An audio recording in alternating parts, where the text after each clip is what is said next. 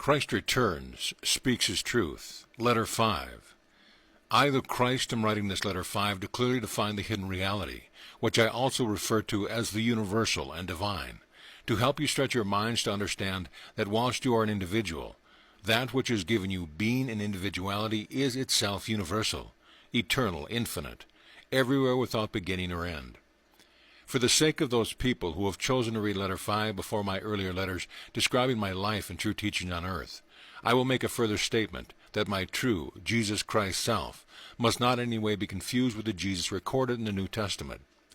Since my original teaching in the form of the 4 Gospels have been distributed worldwide and grossly misinterpreted, it is my intention to begin teaching truth of existence by explaining the true meaning of my original terminology as quoted in the Gospel. This is necessary to dispel and eventually eradicate from people's consciousness the misunderstanding which have persisted in misinformed generations of spiritual seekers since my life on earth.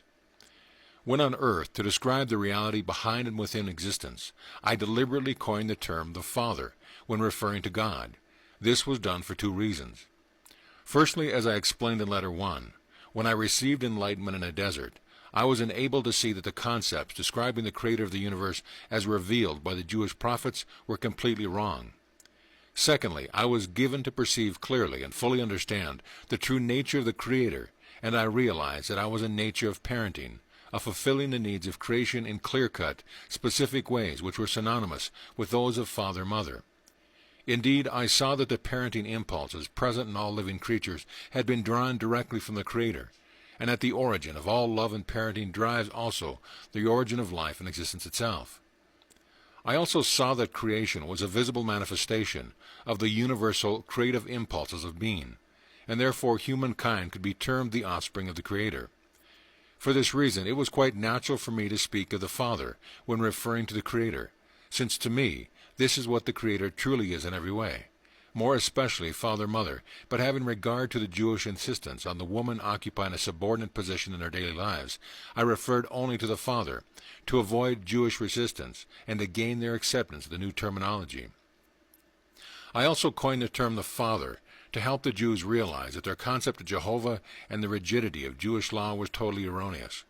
Also by using a new terminology, the Father, to describe the Creator, the creative impulse, behind and within existence, I made it clear I had brought an altogether new teaching in opposition to the accepted belief in a God, which rejected certain people and sent disasters upon them as retribution.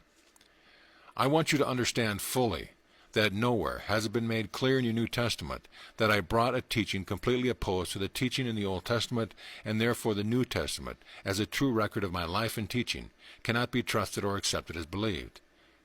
A true and accurate record of my personality, enlightened nature, emotional attitudes, and teaching themselves would have made it abundantly clear that the old Judaic forms of religion and my enlightened teachings were diametrically opposed in every way.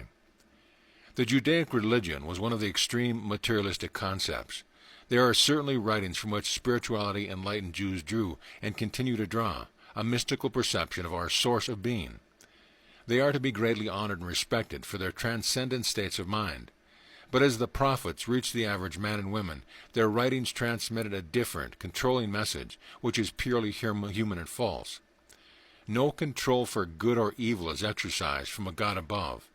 If there were, the world would be not in such a shocking state of upheaval and misery. I brought a new teaching which was directed exclusively at making people aware of universality and love, the indwelling nature as well as the transcendent nature of that which brought all creation into visible manifestation. It is my purpose to make this abundantly clear, to enable seekers of truth to rid themselves of any remnant of belief that I was merely a prophet in a long line of Jewish prophets, that I continued preaching their themes of an almighty Jehovah possessing ambivalent feelings towards his own creation. Fear of Orthodox Jews kept my disciples in line with what they had decided they would tell the public about me. You must remember that to gain new Jewish adherents to Christianity, they were afraid to discard the Old Testament, since it had held the Jews together for centuries. Therefore they extracted and added on from my teaching whatever was compatible with the old religious belief. My genealogy was listed to reassure Jewish people I had descended from King David.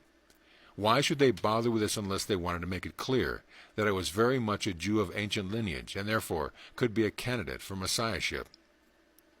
If they truly understand what I had come on earth to do, to break away from the past and lay the foundations for an altogether new future of understanding and activity, they would have made valiant efforts to make certain that people understand the true purpose which drove me to the day of my death. But they did not do this. They obscured much of what I tried to teach.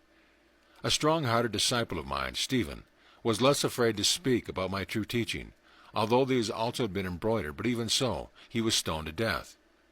You must understand that life for my disciples was precarious, and it was a little wonder that my true teaching was covered over with traditional thinking to make it more palatable to the public.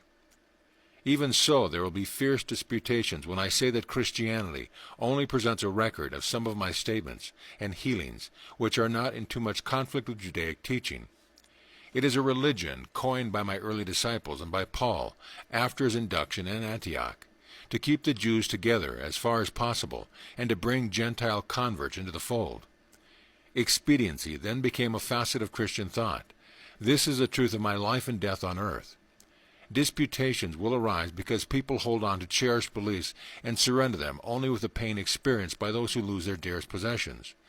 Nonetheless, dear as the beliefs may be to people, they are only belief. They are not a sure foundation of which build new lives.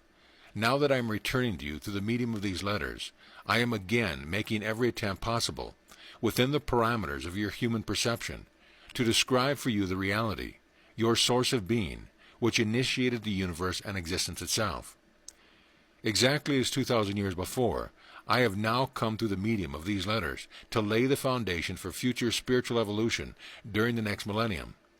Your spiritual development can only arise out of your deeper perceptions and understanding of the nature of existence and of that which brought you into being. For what you clearly perceive creates the conditions under which you live. Because you have not understood your true spiritual origins, humankind is continually embroiled in wars and has spawned earthly conditions, which are both a disgrace to human consciousness and a source of human suffering of every kind. For this reason I am radiating the full power of my Christhood consciousness to bring the truth of existence to you in a kind of modern, understandable terminology, to enable you to construct a new consciousness and realization of truth as it really is, rather than allow you to continue adhering to those false beliefs you have been taught or have been brought to you by tradition. With usage and understanding, the terminology will come to arouse in you the same or more reverence and love and spiritual insight as you previously felt when using the word God. Loaded with universal meaning, the more appropriate terminology will eventually fill you with spiritual power when you use and visualize the meaning of the words. I am here to tell you that when you have purified your consciousness of the gross human thoughts and feelings pertaining to the ego drive, and persevere in meditation and lifting up of your consciousness to the universal, you will begin to feel the spiritual power invading your mind and eventually your whole body.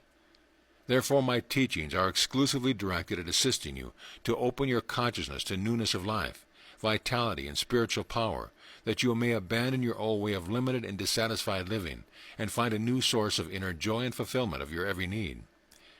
Think about this statement. I have not brought you any shoulds or should nots, or frustrating restrictions you yourselves do not want to impose on yourself. I have certainly come to tell you how your consciousness forms have life within them, and eventually manifest in your world, but I leave it to your good sense to choose the healthy thoughts, the loving action, and the right path leading to joy and fulfillment when you realize the true nature of creation. I have also come with the full force of my Christ power to help you realize that there are no barriers between you and that which brought you into being, only those you have created yourself through ignorance of the laws of existence. I have come to help you remove the barriers by enlightening your present ignorance and teaching you how to open your consciousness, your entire being, to the inflow of that which brought you into being. Therefore, I repeat, in the final analysis, my teachings are exclusively directed at assisting you to open your consciousness to newness of life, vitality, and spiritual power, that you may abandon your old way of limited and dissatisfied living and find a new source of inner joy and fulfillment of your every need. I long for you with divine love to reach a supreme state of being before you pass into the next dimension, that your passing may be painless and your transition one of sublime anticipation. This is the sole motivating purposes behind the letters.